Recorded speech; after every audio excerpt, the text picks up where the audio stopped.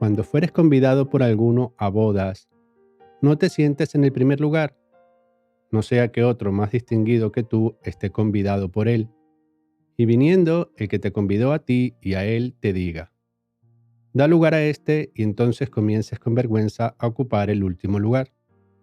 Pero cuando fueres convidado, ve y siéntate en el último lugar, para que cuando venga el que te convidó te diga, amigo, sube más arriba.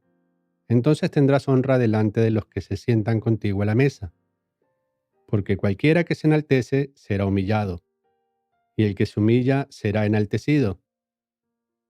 Como es explicado en varios de nuestros estudios, el mensaje de las Escrituras trata básicamente de Yahweh buscando una novia para su hijo. Las Escrituras tienen muchas analogías que nos enseñan cómo debe ser la relación entre Yahweh y su pueblo. Algunas de estas analogías están enfocadas en que debemos interactuar como miembros de un cuerpo, siendo Yeshua la cabeza. Otras analogías nos revelan que Yeshua es nuestro maestro, y nosotros debemos imitarlo en todo. Y entre algunas otras analogías tenemos la de un pacto de bodas, donde las fiestas que Yahweh estableció tienen un paralelismo con una boda hebrea que se establece por etapas, a diferencia de las bodas occidentales. Y en esta presentación vamos a estudiar la porción donde el faraón, rey de Egipto, que era visto por su pueblo como un dios, mandó llamar a Joseph mientras estaba en la prisión, para conocer si tenía el don de interpretación, y por medio de esto ser elevado a gobernador de todo Egipto, lo que tiene un paralelismo con Yeshua, que sufrió como el peor de los delincuentes para ser exaltado por nuestro Elohim.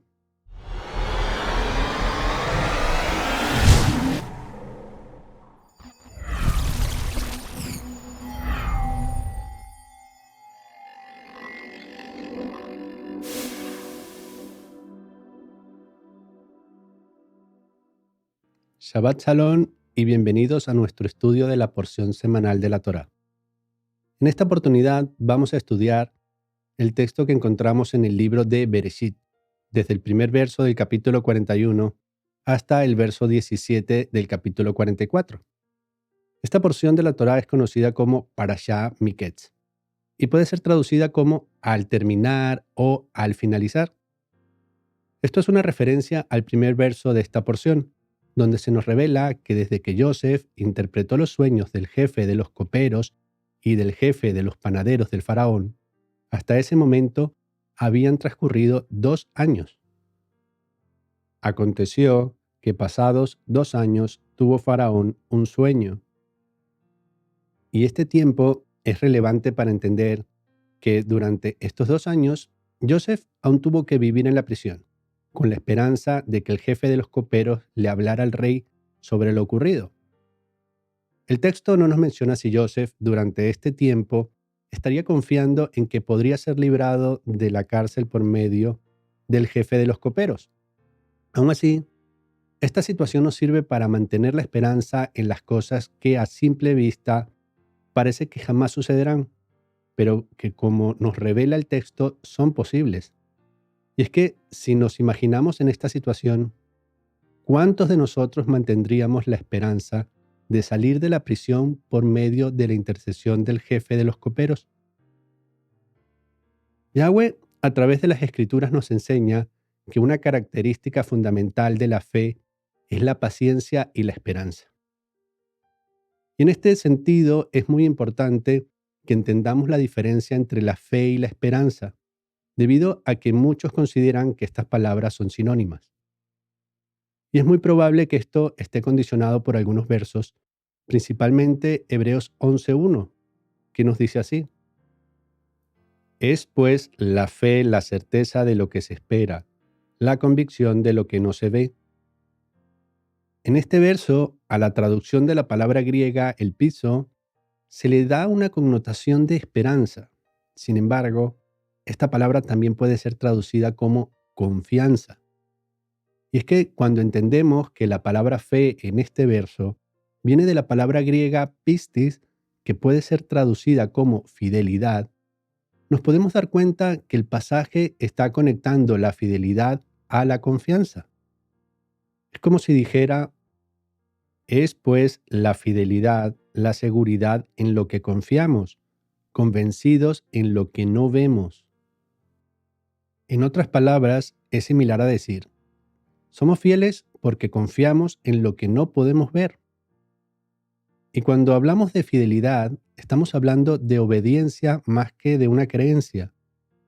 Por esto, es muy importante que las personas entiendan bien que el hecho de pensar o creer en algo no es suficiente para definirlo como fe, sino que ese pensamiento o creencia debe estar acompañado de la obediencia.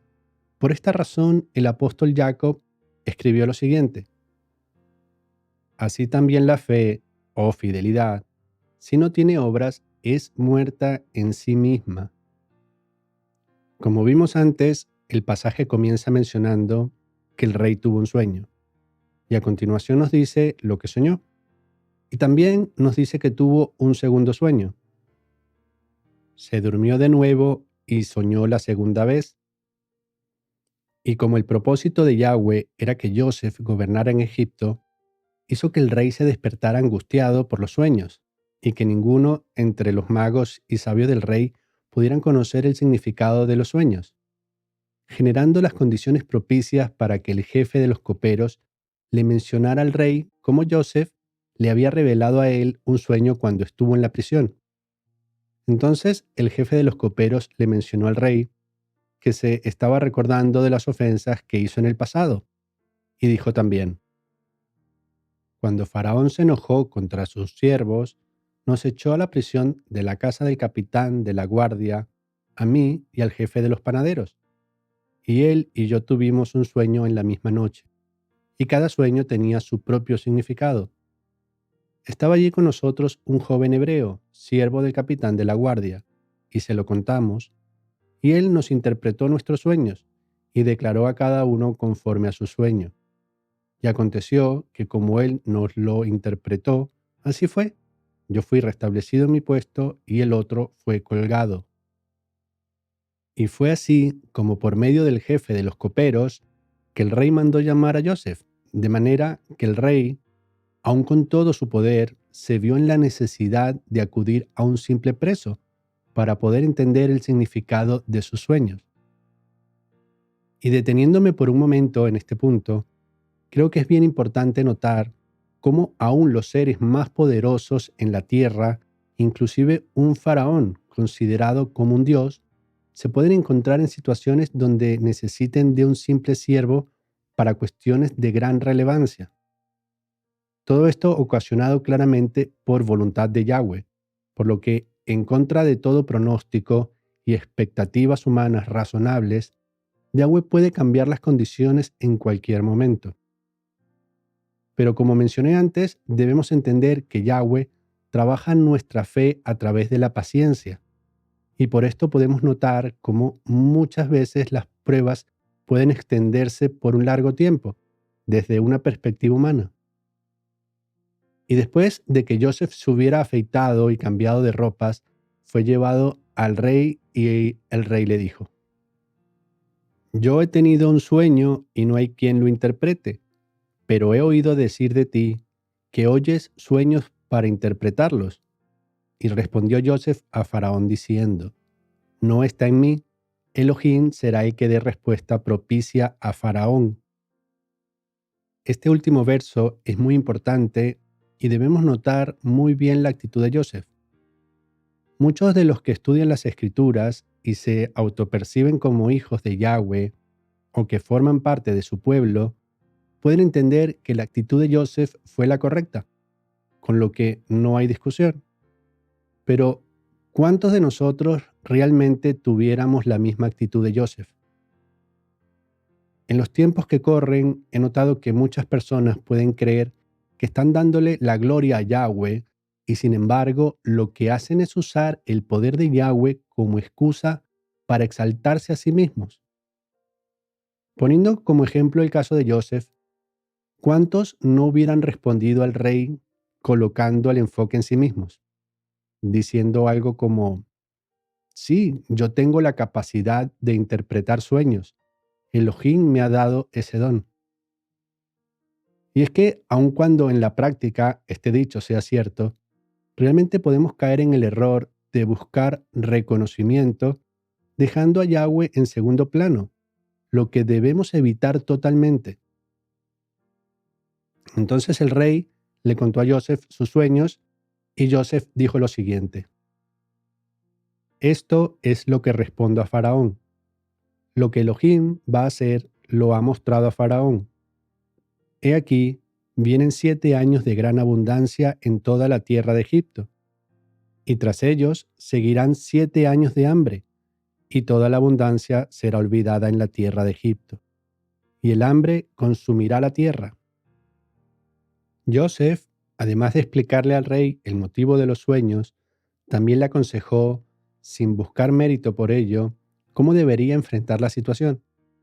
Entonces le aconsejó que escogiera a un hombre sabio que administrara Egipto, y también le dijo: haga esto Faraón, y ponga gobernadores sobre el país, y quinte la tierra de Egipto en los 7 años de la abundancia, y junten toda la provisión de estos buenos años que vienen, y recojan el trigo bajo la mano de Faraón para mantenimiento de las ciudades, y guárdenlo.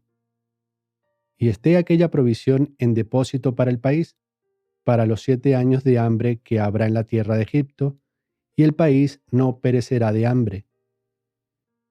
Y al rey le pareció que eran buenos los consejos de Joseph, a tal punto que lo nombró gobernador de todo Egipto, estando solo por debajo del rey. Y este es una de las razones por lo que a muchas personas les gusta la historia de Joseph, porque en un corto tiempo pasó de ser un preso a ser el gobernador de una nación importante, siendo que Egipto se convirtió en la nación más poderosa de aquella época, en cuanto Joseph gobernaba.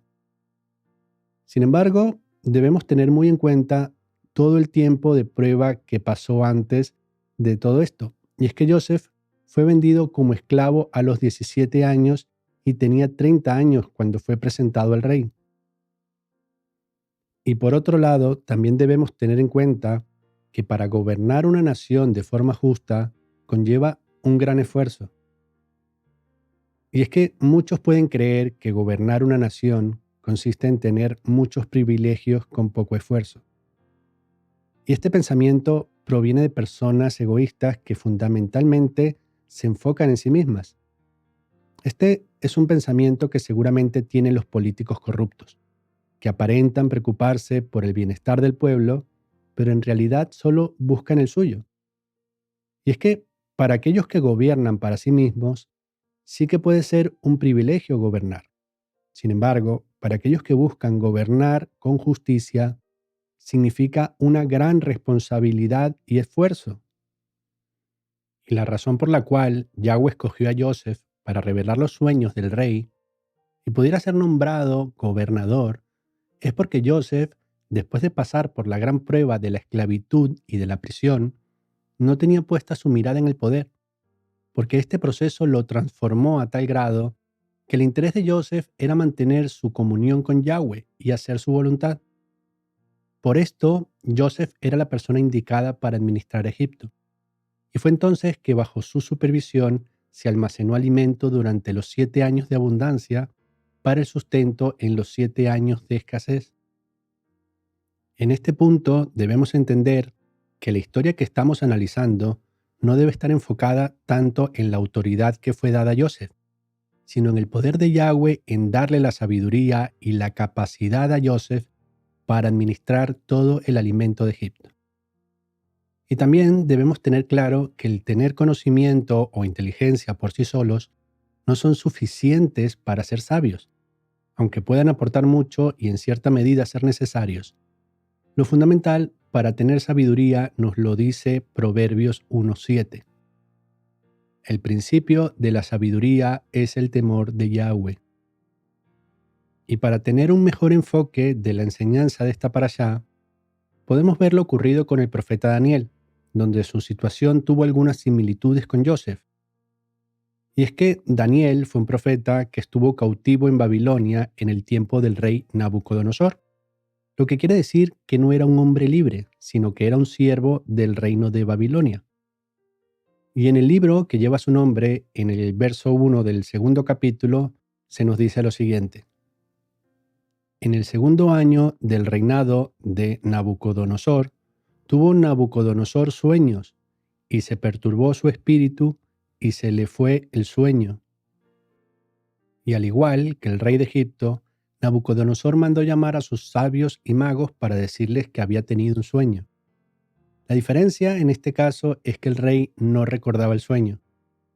Y el rey les dijo a los sabios que ellos debían conocer el sueño y la interpretación, aun sin que pudiera decirles lo que soñó. Y que si ninguno conseguía decirle lo que él había soñado junto a su significado, los condenaría a la muerte. Y los sabios, al no conocer el sueño, obviamente insistieron al rey que les contara el sueño para que ellos pudieran decirle su significado. Y el rey respondió: Yo conozco ciertamente que vosotros ponéis demoras, porque veis que el asunto se me ha ido. Si no me mostráis el sueño, una sola sentencia hay para vosotros.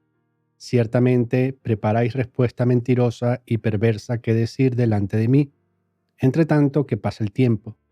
Decidme pues el sueño, para que yo sepa que me podéis dar su interpretación.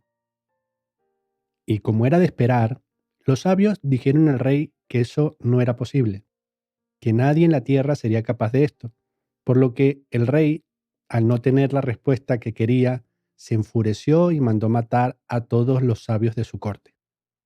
Y en el momento que Daniel supo de lo ocurrido, declaró al rey que él le diría el sueño y su significado, si le daba algo de tiempo. Y accediendo el rey a la petición de Daniel, él y sus amigos oraron y Yahweh le reveló el sueño a Daniel. Después de esto, Daniel dijo: Sea bendito el nombre de Elohim de siglos en siglos, porque suyos son el poder y la sabiduría. Él cambia los tiempos y las edades, quita reyes y pone reyes, da la sabiduría a los sabios y la ciencia a los entendidos. Él revela lo profundo y lo escondido, conoce lo que está en tinieblas y con él mora la luz. A ti, oh Elohim de mis padres, te doy gracias y te alabo, porque me has dado sabiduría y fuerza, y ahora me has revelado lo que te pedimos, pues nos has dado a conocer el asunto del rey. Con esto, Daniel muestra cómo reconoce plenamente que Yahweh es el que está en control de todo. Y si bien Yahweh no se complace con las naciones paganas ni con la maldad, permite que existan para que las personas puedan comprender que solo permaneciendo bajo su voluntad llegaremos a ser salvos. Y Daniel, unos versos más adelante, nos muestra el carácter correcto que debemos tener y el propósito de esta historia. Y a mí me ha sido revelado este misterio, no porque en mí haya más sabiduría que en todos los vivientes, sino para que se dé a conocer al rey la interpretación, y para que entiendas los pensamientos de tu corazón. Entonces Daniel le dijo al rey que en el sueño había visto una estatua enorme, que estaba formada por varios materiales, que cada uno representaba un reino. Y dio al rey la revelación del sueño, donde explicaba que cuando el reinado de Babilonia llegase a su fin, vendrían consecutivamente 3 reinos más, siendo el último de estos reinos uno que estaría dividido en 2, lo que representa en nuestros días al cristianismo y al islam. Y para profundizar sobre este tema, puedes ver algunos estudios en nuestra web, principalmente la estatua rota de Nabucodonosor y sobreviviendo a los tiempos finales.